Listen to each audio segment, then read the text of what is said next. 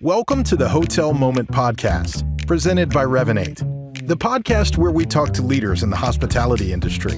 If you're looking for trends, perspectives, and stories from leaders in travel and hospitality, you're in the right place. Hello and welcome everyone to the Hotel Moment Podcast. I am your host, Karen Stevens, the Chief Revenue Officer of Revinate. And today I am delighted to be joined by Caryl Helsel, who is the founder and CEO of Dragonfly Strategists. Welcome, Caryl. Thank you, Karen. I'm excited to be here. Well, I am very excited that you are here. So for those of you who don't know Caryl already, Caryl has been operating in the hospitality space for nearly 3 decades now, working for companies including Journal Hotels and Aramark Parks and Destinations.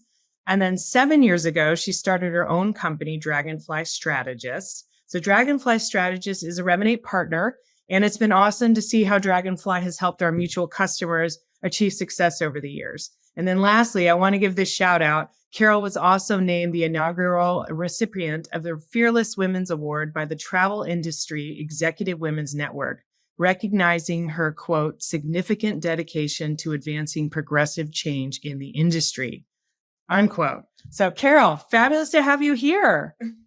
Well, I'm super excited to be here. And of course, as you know, we're big fans of Revinate and working with your team and with our mutual clients to see much success. I think we just had a release this week of a case study about our success on reservation sales. So, super excited to get the feedback on that. And the client has been thrilled. So thank you for your partnership. Oh, thank you, Caryl. And who is the client that we did the success story on? I know we do a lot of them. So yeah. So it's KSL Capital, Isla Morada, Davidson. Awesome. And, we were able to generate $1 million in revenue in 6 weeks for them in a call center that we opened together with Revinate. And their numbers prior had been much less than that. We'll put it that way. So they brought it in-house. We went on reservation sales. We trained with the Revinate folks, with their whole team in Florida and the Keys, and it has been a huge success. And that's releasing this week.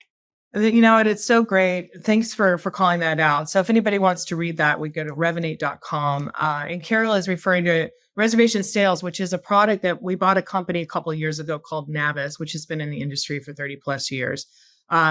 Awesome call center technology. But it's really the partnership of having experts like yourself partner with our team and with the hotel that I think makes this a real winning strategy. Because sometimes hotels don't have all of the tools in-house, the expertise to get going, and it's really just helping them. So it's been a tremendous partnership. I know you worked with Navis for years, and then you also worked with us separately at Revinate on our marketing program. And now that is all coming together for both of us. So that's been awesome. Exactly. It's exciting. Great. So today we're going to be talking about what it takes to create that winning revenue strategy using all of your expertise. But first, I wanted to hit a couple of questions we ask all of our guests. So my first question for you is, when did you first start working in the industry? And do you remember your first day on the job? Well, it goes over 3 decades, actually. So I started back in the 80s when I was in college. And my first job was a Holiday Inn that they've since torn down in Chattanooga, Tennessee, which is where I went to college. And what I loved about that was in the 80s, my general manager was a woman. Which was very inspirational back then because there were very few women that held general manager roles. And so I learned so much from Deb and, on that job. And then 6 months later, I went over to the Reed House, which was my first independent boutique hotel, which had been renovated. It's a historic building, still there in Chattanooga. Beautiful, beautiful hotel. And that's when I fell in love with more independent boutique, historic and or lifestyle type hotels, which has been the path of my career. Wow, cool. That's great. So the next question for you, and I think this is going to be, I can't wait for this one. What is the most uplifting moment so far in your career? My career has been 30 plus years. So I think that's challenging, but there are a couple of things that have But I'm going to say 3 things for my 3 decades. Okay. So number one, when Dragonfly passed its first $1 million mark, it was huge for me because most women-owned businesses don't ever get there. So it was a goal of mine, and now we're far beyond that, but it was a goal of mine as a woman-owned business to get to that mark, and to show other women it can be done and we can succeed. But there are a couple of other things that have been super important. Obviously, surviving COVID as a small business was a huge moment, and to be able to rebuild the company after that with the team that we had, core team that was so committed. And so for that, I'm forever thankful. And then the last thing is that I sit on the Digital and Innovation Council for St. Jude Children's Research Hospital. And I was invited to be on that in 2017. It has been the absolute most rewarding position I've ever held in my life, I think. And my mom was a huge supporter of St. Jude. Virginia Suleiman, who is the CTO at Hilton at the time, invited me to join, and I'm still involved, and I will be involved in that till they don't want me anymore, which I hope is never. Well, I love that. That's one of my favorite charities. So St. Jude is a children's hospital, and I mean, correct me if I'm wrong. The charity provides the means so that families don't have to worry about the cost of care or the cost of housing while they have a child in care for cancer and other terrible diseases. Is that exactly, Karen? They have taken childhood cancer survival rate from 20% to 80% in the United States.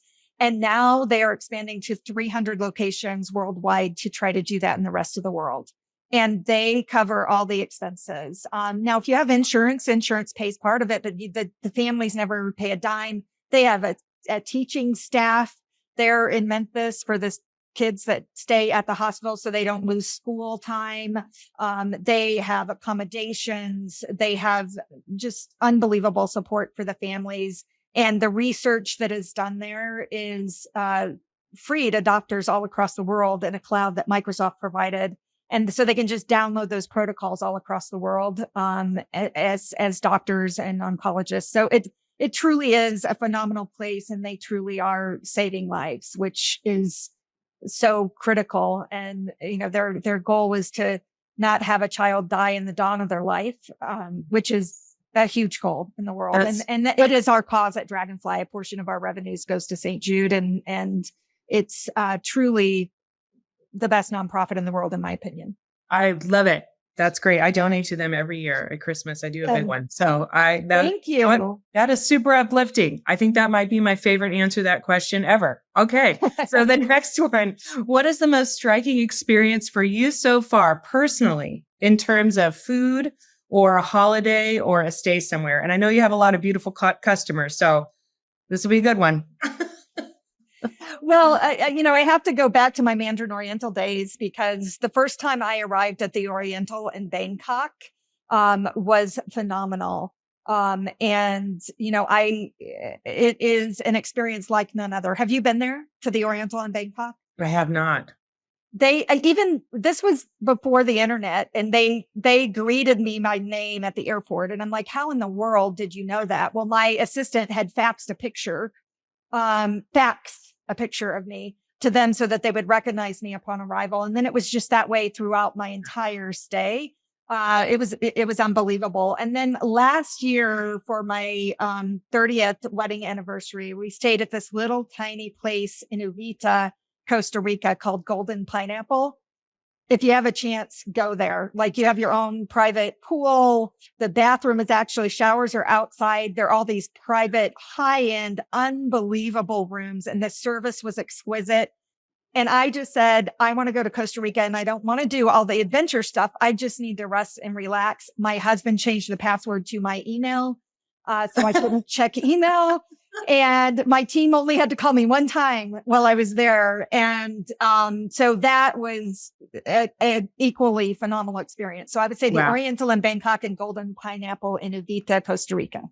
All right. I'll have to check that one out. That sounds fabulous. And good job for your husband changing a password. That's right? A 30-year move. I love it. It was awesome. It was the best thing ever. That's so great. Okay. So 4th question. Have you met any celebrities while you were working in the trenches when you were at the hotel level? Just a few. I mean, my office was next door to the Hollywood Roosevelt. So there you go. We did, I think those couple of years, I was at like 80, there were 80 premieres. I mean, there were stars everywhere, obviously, but some of the most memorable, when I was first starting out, REO Speedwagon stayed at the Reed House in Chattanooga, and they were so nice, and they didn't destroy the top floor, and they invited me up to their party, and they were great. I met Dr. McDreamy at the Ritz-Carlton in New York City, and I couldn't say anything. He was just more handsome in person than he was on TV. What was that show again? I mean, I know Grey's Anatomy, right? Grey's Anatomy. Yeah. I think it's still on without him. And then when I worked in Indianapolis, I got to meet several Indy race car drivers, including Michael Andretti, Taro Palmrock from Finland. And then at the Hollywood Roosevelt, the person who came most often was Angelina Jolie, and she would just come in the restaurant, close the private dining doors, and read. And she said she was coming to get away from her kids. She has a lot of kids, to be fair. So yeah. All right. Now this last question. Who are the women at work you have been most inspired by? So who are the women at work I've been most inspired by? So I'll share just a couple, and then we'll get to revenue strategy, right? So Dale Spadek was one of my first managers back on the tech company side. So I was working for AMR Information Services on a technology project. And her approach to management was, I want to teach you everything I know, because the greatest compliment to me is when you get promoted over me. And so she was like just an open book.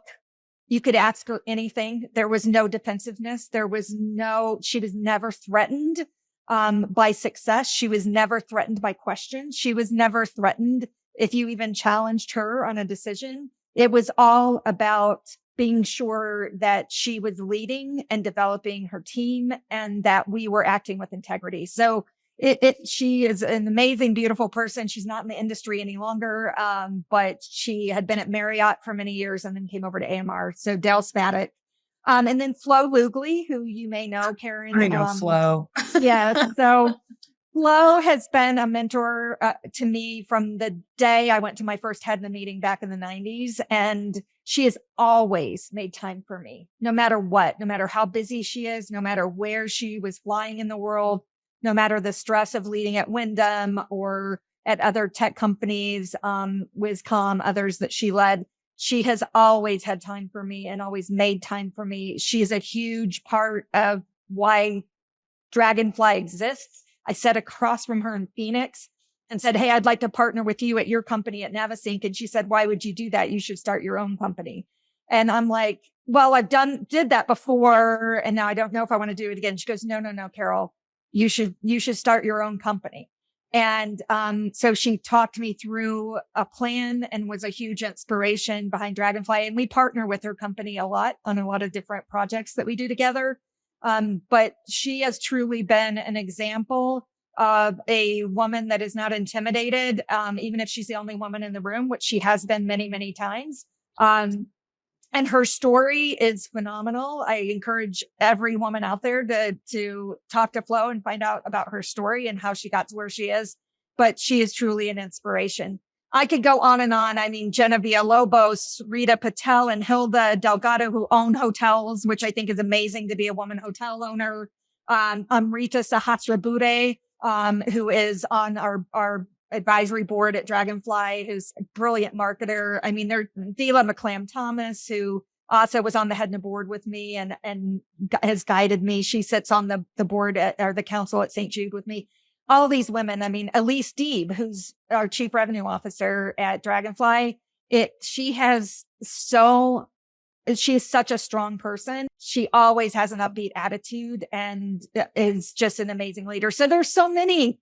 I know. You inspire me, Karen. So thanks, Caryl. That's so nice. Well, we could do a whole podcast just on these ladies, but seriously, Flo is a powerhouse. Thank you for reminding me. I think I met Flo probably when I worked for Travelocity, and she was at Wyndham, and wow, so impressive and just, a wonderful leader. So, okay, so let's get to the meat. Now, first of all, I want to spend 2 seconds because I feel like my little intro to you did not give you justice because I talked about two companies. Can you just give us, I know it's a lot of different, but just kind of the highlights of the hospitality companies you used to work for. And then let's get into Dragonfly Strategists and kind of your goal and mission there. Absolutely. So I started my career out at the property level, as I said, in Chattanooga, Tennessee.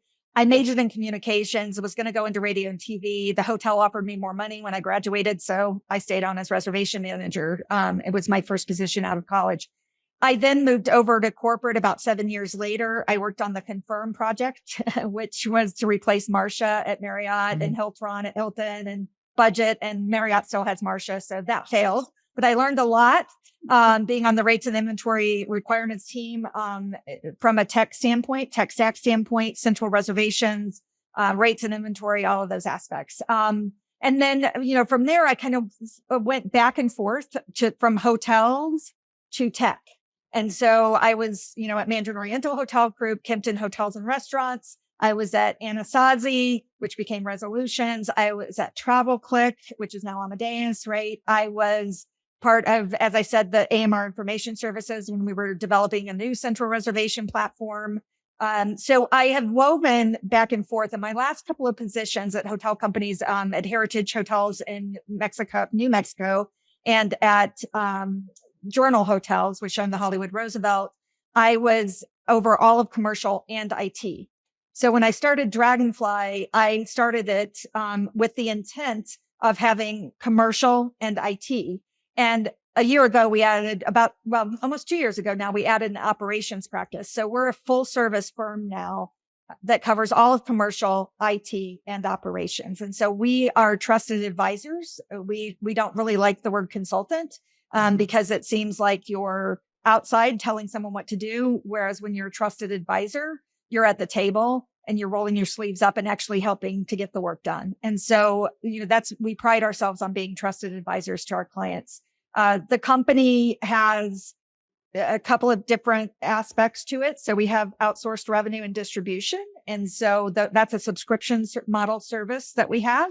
And then the other side is pure advisory. So tech projects, operations projects, sales, marketing, all types of things on the project side of things. And our clients are primarily independent and boutique hotels on the outsourced revenue side. On the advisory side, we work with a lot of technology companies. We work with big brands. We work with small to medium-sized hotel companies and independent lifestyle hotels. Wow. So that is a big breadth of work that you're doing. But I think it was really cool. Thank you for stepping back and kind of talking about how your experience across the different across the different hotel companies and the tech. I think that's really unique, to be able to see it from all sides. And it's good to know that you're out there for hoteliers. You need this kind of expertise. Here it is. I hear you speak a lot about guest mapping. So can you explain what guest mapping is and why it's important? Absolutely. So we think this is critical to technology. Technology serves as the foundation, right, for people in the various disciplines in the hotel world to do an excellent job. And so technology is the facilitator. Technology is the foundation, but you have to know what the end game is. What are you looking for? What guest experience do you want to deliver? What member experience do you want to deliver if you have a membership club? What employee experience do you want to deliver?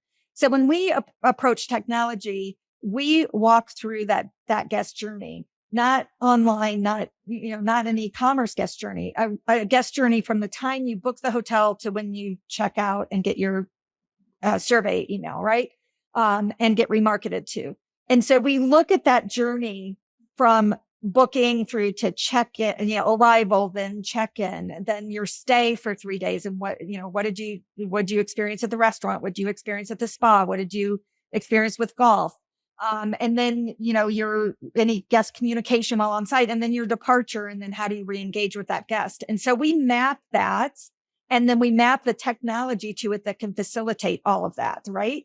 And then we go out to RFP. So when we're doing this, we don't just come in and say, here's your RFP. It's a standard set of questions. Here we go. Let's go. No, we want to know owner, operator, What do you want the guest experience to be? What do you want the member experience to be? What do you want the employee experience to be? And then you select technology that can deliver that. That supports that. Yeah. Yeah. Mm-hmm.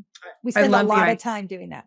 Yeah. I love the idea of thinking about the guest from a guest perspective, because they don't care, nor should they, what is going on behind the scenes to make that experience wonderful. I think about your story about Mandarin Oriental, like, feels like magic. It turns out there was a lot going on, fax machines and, getting your assistant, but somehow they figured out, and because it is absolutely so, it can be mind blowing for a guest, surprise and delight, whatever spectrum. But at the baseline, you want to have a wonderful experience and have your expectations met. But Oriental was Revinate before there was technology, right? So they had this whole room of file cabinets with pictures of their guests in it, with their names on it, so they could recognize them when they returned and recognize them at the airport. So they did all this manual work to make it happen. Now Revinate can automate all that, right? But I mean, it was magic, and it was mysterious back then, because you're like, how did they do that? You're like, what? Who is this? It wasn't creepy. It was just mysterious and magical and delightful. But getting back to that guest experience, we had a hotel owner one time who we got engaged after the fact. Wish we had been engaged up front with them. They installed a property management system, and when they got about a month from opening, realized that it couldn't support kiosks. And that was in their strategy, that they wanted kiosks. And so she had to pull it out and put a new system in because it couldn't support kiosks. So these could be if you don't, some of our clients, luxury clients, I'll never have a kiosk in my lobby. And others are like, no, I want to make it easy for the guest, and I don't want to hire a bunch of front desk staff and all that. So you have to know, you have to understand, what is my strategy, and make sure those questions are asked of the tech partner up front. Otherwise can be very expensive. Time and money. Time and money. Exactly. Okay. So let's talk a little bit about revenue strategy. So for you, what do you think makes a powerful revenue strategy? And what do you think hoteliers miss or get wrong in their approach? First of all, everybody owns revenue. So when you're talking revenue strategy, it's really commercial strategy, right? And even operations owns revenue. So it has to be collaborative. And I think oftentimes there are not enough voices at the table to collaborate and make a successful revenue strategy. So I think one of the first things is you need a team of people to come up with a strategy, and it has to be a strategy that can be changed. It can't be something you put in a book and sit on the shelf. It really has to be dynamic as markets change, as conditions change, as forecasts change. You have to be nimble and be able to change your strategy. I believe, secondly, you've got to test and learn. When you put out, you don't throw spaghetti on the wall, right? And say, I'm going to try 100 things and see which one works. You actually have a decision around, we're going to try these 3 strategies. We're going to measure them in the next 2 weeks to 4 weeks. If one is working great and the others aren't, let's get rid of the others. Let's focus on the one that works. If nothing's working, let's do something new. Let's try something different. And so I think being sure that you measure it, because the only way you test and the only way you get the learning is that you're measuring the success of the initiative, right? So there's got to be a lot of test and learn. So collaboration, test and learn, dynamic. We've got to realize that most of our markets are not static. They're very dynamic, and we have to figure out how we address that, how we have speed to market when everything is so dynamic around us. That's why, in revenue management, for example, we love having a revenue management system, because that system can be optimizing 4 times a day or even more frequently. A human can't do that, right? So, I think that the part of your commercial strategy needs to be around tech as well. What technology is supporting it? Because with the dynamic nature of our markets, humans can't keep up. And then finally, I think you do need to really have a tight relationship on the commercial side. So you've got to have digital, you need to have traditional marketing, you need to have sales, you need to have revenue, you need to have distribution. We see in our clients, we see a lot of mistakes made in the distribution arena because people don't know how the systems work anymore. distribution has become to me a lost art, and it's really sad because that was a huge part of my career has been in the distribution world. And it's part technology, it's part marketing, it's part content. And it's a lot of integration. And so if you don't understand that, as a hotel company, you're not going to be successful in commercial if you can't distribute your product effectively. So those are the things that I believe are key. That is a really good point. I want to hit on that a little bit as distribution as a lost art, because I do think it's an interesting challenge. Those of us, including myself, that have been around for 3 decades, like my background is in distribution as well. And, you learn early how all the systems connect. They're all, a lot of them, very old legacy systems. The data in there is not great, but you still have to understand how the knee bone is connected to, on down the line. And then you have new entrants. So you have the younger generation coming in that is used to not everything just working. iPhones just work. So everything is super intuitive, and I know at Revinate, we do the best that we can with our UI to make things intuitive. But can you talk a little bit about how you see, you mentioned it was a lost art. How do we bridge the gap? Because it's almost like you need to have critical thinking skills to be able to understand how the old stuff maps to the new stuff. Yeah. And it's tough. I mean, what's happened is you used to have distribution departments, right? Even small to medium-sized hotel companies, independent hotels would send off their rates somewhere to be loaded. And then as things got more automated, then revenue management started doing it, but they didn't really have training, right? So they learned as they went how to maintain systems. And there are a lot of gaps in the knowledge there.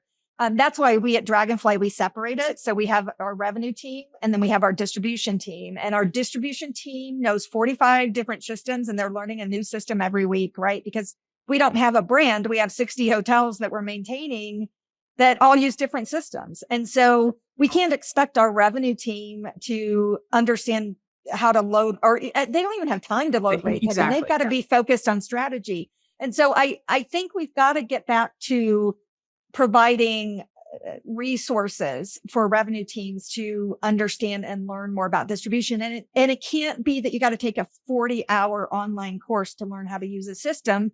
They don't have that kind of time. Right. And so one of our initiatives for the future is, I used to be women-operated, women-led company. And then this guy named Caryl Helsel joined us as chief operating officer a few months ago, and he kind of ruined our women-led approach. But he came to us from PwC, and he was in learning and development there. And so one of our goals at Dragonfly is to develop some of this L&D material that can help close that gap, because we just don't have those resources. There are associations. HEDNA is great about distribution, obviously HSNAI, but still there is just not the in-depth experience. So you have people like me, like Evelyn Oreskovich, like Erica Penley Clayco, that have been in distribution for a long time. And we really understand it. Liz McCabe on our team understands it inside and out. There aren't that many of those left. And so I think it's an industry problem that we need to solve together.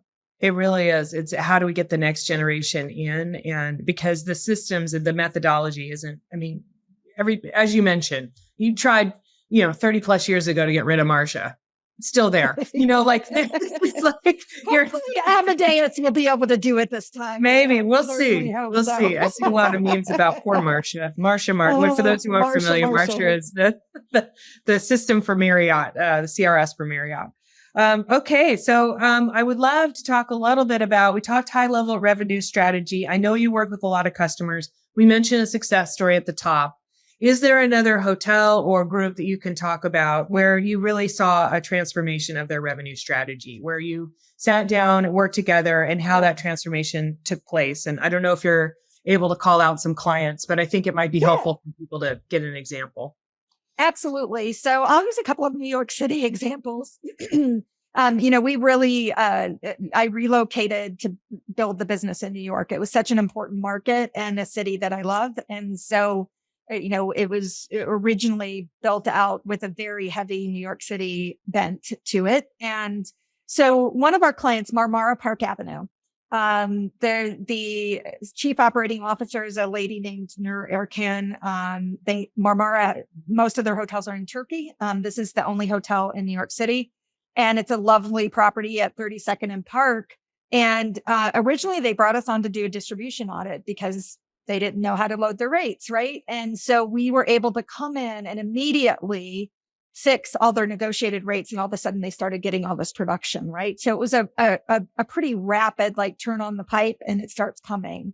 And from there, they decided to hire us in revenue services. And so we have been doing revenue there since 2018.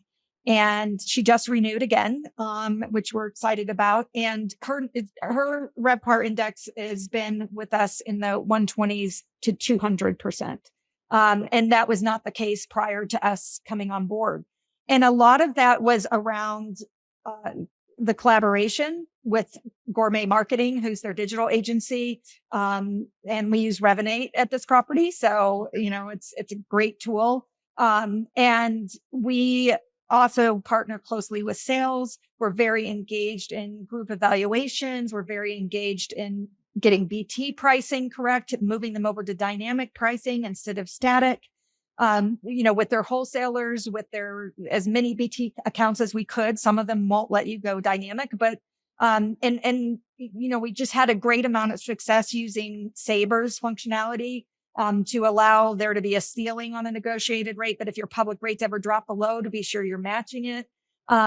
Just so much around the revenue and distribution strategy. And really it is commercial. So again, that collaboration of the teams together. And, she's hired us and engaged us to do a lot of technology conversions for them, to do training. Now our corporate department is there because part of her inventory is extended stay. And we have an amazing partnership. I'll use one other example. We opened a couple of hotels in New York during COVID. One of them is the Wallace in the Upper West Side. If you get a chance, go there. It's a delightful, amazing hotel. It had been a 1-star asset. The owners took it down to the studs and renovated it and rebuilt it. And we are performing, and we have tried to change our comp set to find somebody else to compete with, because we're performing 150 to 200% RevPAR index. And we're like, we're not sandbagging. We're still doing this. And the owners are like, how are you doing this? And their partner Hotel de Lucerne is performing equally as well. It's about 3 blocks away. And we're like, we know what we're doing. And we installed the revenue management system. We installed Revinate. We got the tech stack, right? Right. We have Opera there. We have Sabre, so we got the tech stack right. And then we, again, have a great collaboration amongst the commercial team and the operators there to make it successful. Go to the Wallace, Upper West Side, amazing hotel. I will check it out. Oh my God, that's amazing. We have an expression at Revinate, which is the brains are in the building, meaning somebody knows somewhere in the building. I would just say if you're a hotelier and you don't have the brains in the building, you can partner with Dragonfly Strategists and they will bring their brains to your building. Wow. And the way we look at it, with our outsource side, with our revenue and distribution subscription service, is really talent is hard to come by now, right? Yes. We had a lot of people leave the industry during COVID. Even pre-COVID, we had darts of talent and revenue. And, I think that to get a team of people at the table, what's unique about us is that we have salespeople, we have marketing people on our team, right? We have operators. We have finance people. We have it all covered. And so when we are faced with a challenge, we often call an internal meeting and strategize about that client. Like, what do you think we should do with the entire team at the table? Where else are you going to get that? And so we see ourselves as sort of an outsourced corporate office or home office, I like to call it, for small to medium-sized hotel companies and independent boutique hotels, because they don't have a corporate office or a home office. And so you get this whole team of people solving problems for you. It's pretty successful. Yeah, I love it. Well, Caryl, it has really been a pleasure speaking to you. For our listeners who want to learn more about Dragonfly, where should they go? What's the URL? Dragonfly, STR like the Star Report, but not strategiststr.com. All right. Awesome. Thank you, Caryl. It's been a pleasure. We'll see you soon. Thank you, Karen. Thank you for listening to the Hotel Moment podcast. Make sure to subscribe wherever you listen to podcasts. And if you're watching on YouTube, please like the video and subscribe for more content. For more information, head to hotelmomentpodcast.com. The Hotel Moment podcast is presented by Revinate.